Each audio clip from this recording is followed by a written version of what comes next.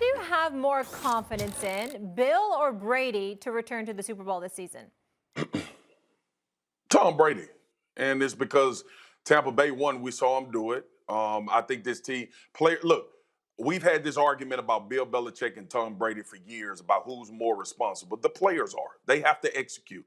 I'm not saying coaching is not important. It's paramount to what you need to do in your ability to put a team together and coach them to have success. But the execution is what wins the game.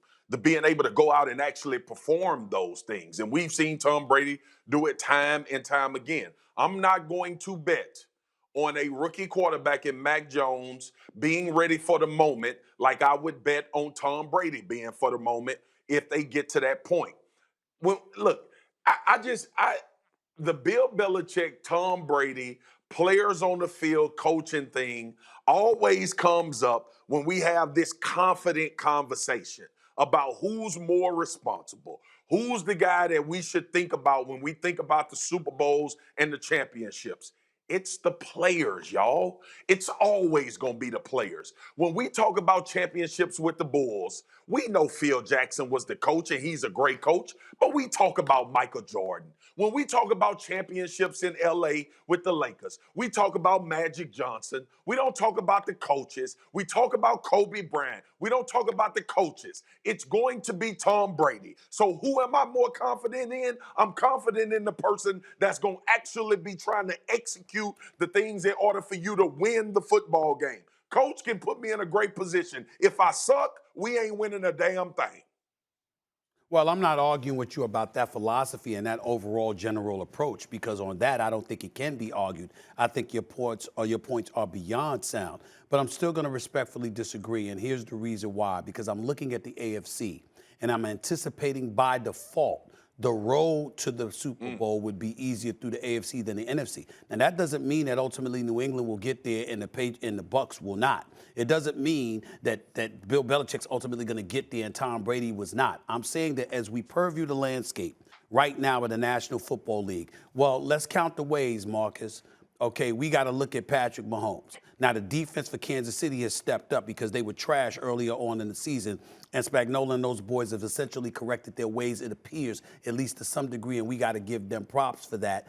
Fair enough. But their offense is still, or at least it didn't appear to be the juggernaut that we expected it to be with Kelsey, with Tyreek Hill, with Pringle and those boys. There have been several times this year, including a blowout loss to Tennessee, where they ultimately have been exposed to some degree. And obviously, when they won against Dallas last week, they only scored 19 points. And so we got to pay attention to that.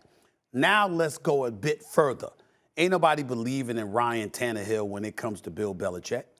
And then when you take into account the other quarterbacks, you can give me Baker Mayfield or a Joe Burrow or a stationary target that has been Roethlisberger or, Lamar Jackson and his obviously electrifying running ability, although he's only 24 years of age. You could give me Josh Allen, who's 25 years of age in Buffalo. And what I'm saying to you is I'm looking at Bill Belichick with an experienced defense that wasn't there last year because 8 to 9 dudes said we don't want to be there because of COVID. And now I'm looking at Matt Judon. He's got 10.5 sacks. Kyle Van Noy, who's no longer in Miami. He's back with New England. He's got 4 sacks. You look at the J.C. Jacksons, the Devin McCourtys, the Adrian Phillips of the world. The list goes on and on and on. When you see the experience and the opportunistic nature with which they play, and then I take into account what cats like yourself and others have preached about for years in terms of how to win in the National Football League. You want to neutralize even a juggernaut. You do 2 things. You defend and you run.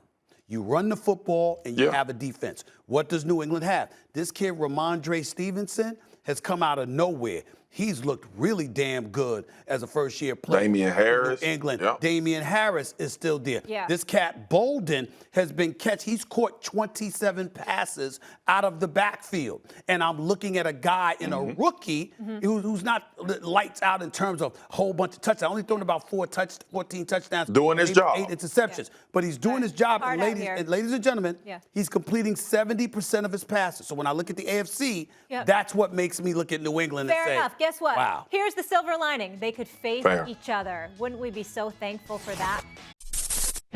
Thanks for watching ESPN on YouTube. For live streaming, sports, and premium content, subscribe to ESPN+.